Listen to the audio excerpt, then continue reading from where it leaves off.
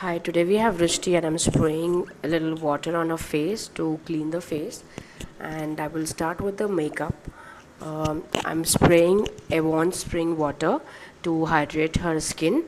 And then I will start with Embroilus moisturizer cream. I love this moisturizer because it stays, your skin stays moisturized for a longer time and doesn't dry up quickly, that you don't need to apply again and again. And it is really non-greasy, non-sticky, and perfect the way we all want these days before makeup. So I love this because it makes my skin look healthy and supple. So I have invested in this even for my clients. So that's how I do when I'm spreading it all over, so that there are no dry patches left and entire face is hydrated. Vrishti already have dry skin, and I'm now using MAC under eye cream. Since her skin is too dry, I want her under eye also to be moisturized so that there is no creasing while we use concealer. So I'm prepping also the under eye before we start makeup. On the outer corner where we have crow feet, and I'm using MAC Prep and Prime, which has a little shine, and it's not very drying, mattifying, and it also has a little shine in it, which makes the skin appear shiny, and also the makeup will stay longer as it is a primer. So this is the entire prep and priming process that I start before I do my makeup. I'm using a Strobe cream, and just like moisturizer, I'm spreading it all over her face with a buffing brush. So it's spread evenly on the skin, and buffing in is it pushing the product inside the skin so it looks dewy, and it gives a little shine underneath the makeup, beneath the makeup layer. So that's how I use my moisturizer. I use my Strobe cream. I'm using NYX beige skin eye makeup primer, so it even outs the upper lid if there is any discoloration, and it blends well, so the makeup eyeshadow powder will blend it well. And I'm now using a little creamy eyeshadow all over the face, all over the eyelid, so that the eyeshadow will stick well and blend well. It's a very thin layer. Now I'm using Juvia's eyeshadow palette in colors peach and pink, and doing it all over the eye as a base before I start any shimmery eye makeup, so the shimmery color shows well when you have a matte eyeshadow underneath. I like the soft smoothness of the eyeshadow. It doesn't stick in one place and blends perfectly all over the eyelid without looking heavy, sticky, or patchy.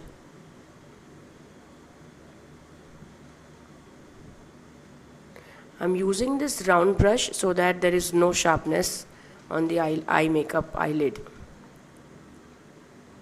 I'm using a little dark eyeshadow and socketing, so that I'm just creating a dimension and trying to lift her eye by creating the depth in the socket.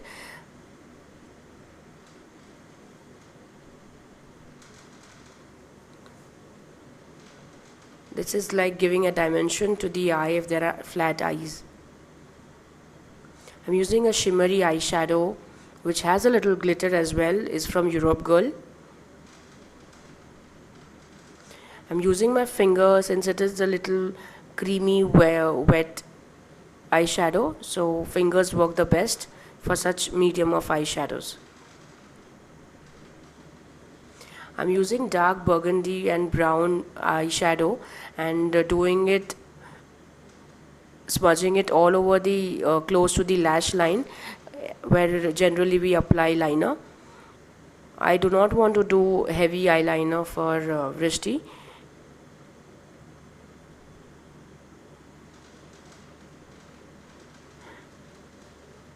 Now I'm using Chambor burgundy eye pencil, very close to the lash line, just to create the thickness at the root of the lashes and smudging it with the eyeshadow again and pulling it out and creating a wing with the eyeshadow.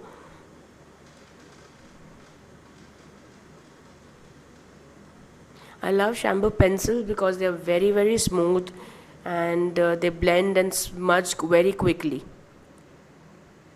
Eye pencils work the best when you want quick makeup.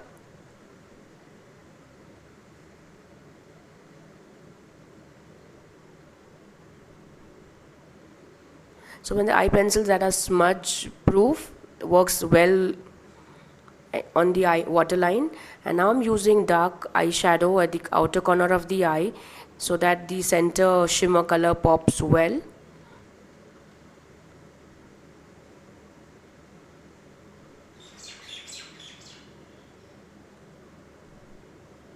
Very important that you make sure both your eye makeup look equal.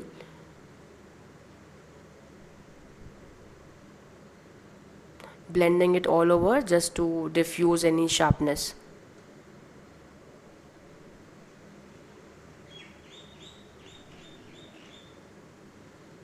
I'm using again a little shimmery eyeshadow from Urban Decay eye palette just at the center of the eyeball, so that when she looks down or closes it pops. I don't need it on the entire lid. Now I'll comb her eyebrows with the spoolie just to check the gaps where I need to fill in. I'm using Ebony eyeshadow from MAC and filling in the gap. I do not want very dark eyes. I want it to match with her hair color. She has natural brown hair and hence I'm not going very dark.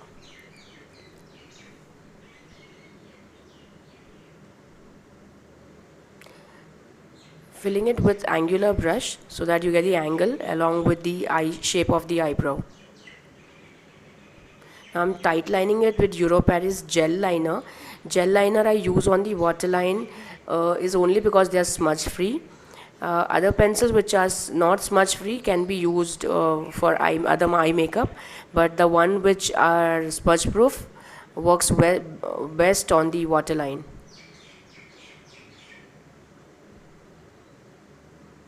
And I'm just spreading and smudging any clumpiness on the lash to make it look smooth and even.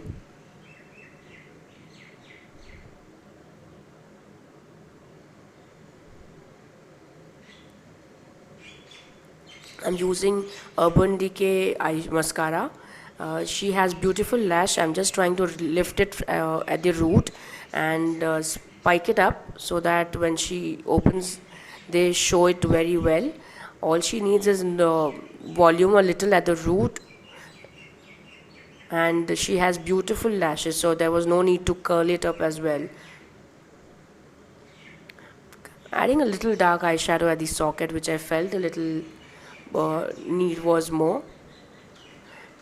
In person it looked great, but for videos there is a need to do a little more than what suits the eye. I'm using I'm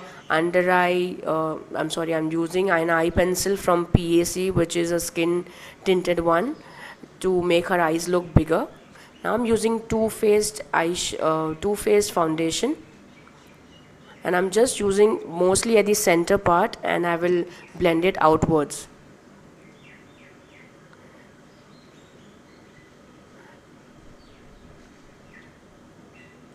This might look a little white now, but once it's blended and the makeup sets, it will blend it as per the skin. The skin tone that she has, it will blend it with the skin tone. I'm using Sephora angular brush to blend my foundation because it takes the shape of the structure of the face, the mounds, the hollows, so nothing is left unblended. It gives a perfect soft finish, no harshness left.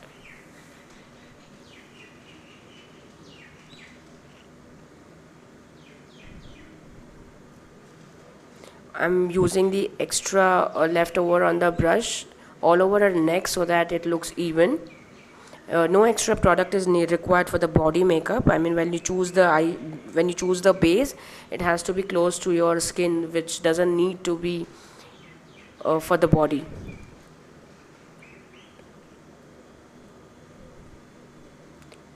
I love this foundation is only because it's thin. It's it spreads so well. It stays longer, and it has a velvety finish for sure.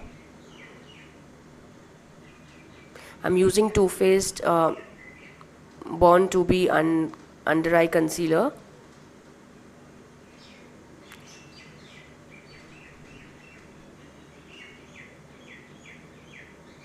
I'll tap it with my finger. I think concealers do their job well when you use your ring finger.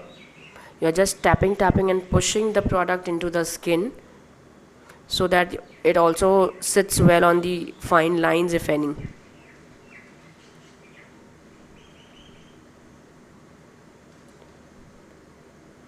Using all the leftover on the highlight points. I'm dabbing with a beauty blender from YBP. It's a damp beauty blender so that the makeup sets well without taking it away. I'm using Anastasia Beverly Hills contour palette. I'm using powder palette is only because I don't want heavy contouring. Had the need been a heavy contour, I would use cream plus powder contour, but I do not want very heavy contour, and hence I'm using the powder contour.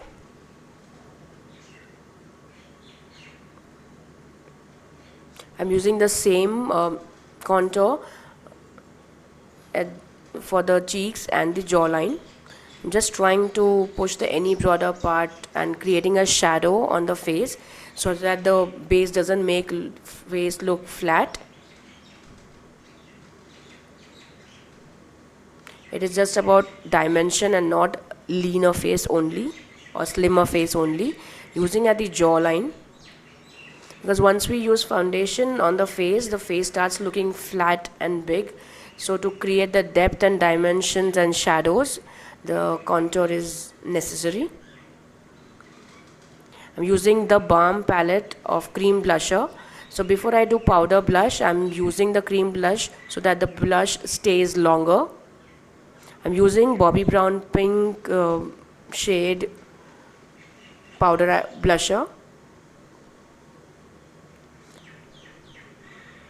I'm blending everything now with my buffing brush, so anything extra to be taken care of or is done with this buffing brush.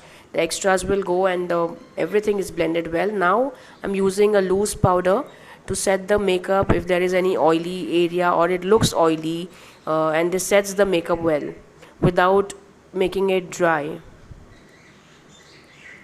This is the hero product of the entire makeup, the Hush from MAC. It gives the dewy finish, the shine, the tightness. The skin looks so tight and healthy, and it is the required glow and doesn't leave any glittery particle on the face, and the shine and the glow looks so perfect and natural. And this has been in my vanity from past 11 years. Hush is an evergreen product from MAC.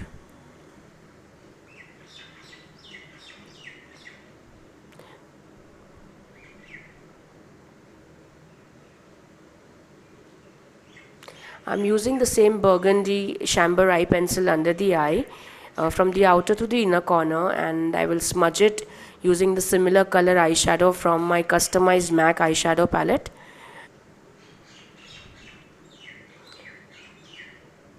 And now I'm smudging it so that there is no wax of any eye pencil filling into the fine lines.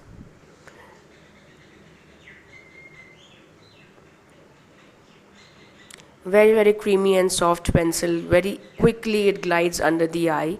So all the pencils that are smudgy can be used for this. The gel finish and the smudge proofs are best for the waterline. I'm using the Body Shop Lip Butter Balm, Shea Butter Balm, to hydrate her lips and for the lips to not look chappy and dry. And I'm using Nika lip pencil. I'm increasing a little natural lip line, little more than the natural lip line, and filling the lip color on the entire lips, so that when I apply lipstick, the lipstick will stay longer.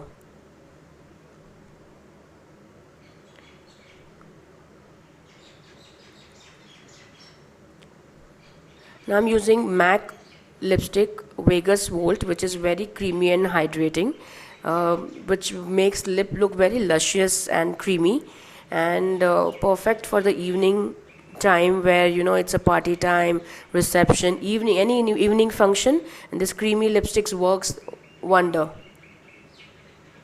and stays longer for sure. This also is a repetitive shade in my vanity from 11 years. I'm using a little lip gloss, which is MAC Lip Glass, to make her lips look plumpier and fuller. And believe me, this is the only gloss that stays even after you eat. I'm using MAC Fixer Setting Spray, which is infused with gold, and this gives me the complete dewy finish that I was looking for. And I hope the makeup skin looks like a skin and not anything cakey. And this is how the final look is. I hope you liked it.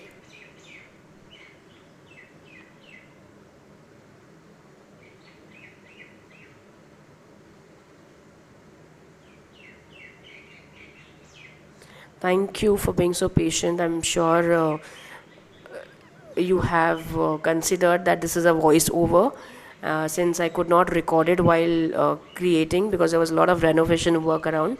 So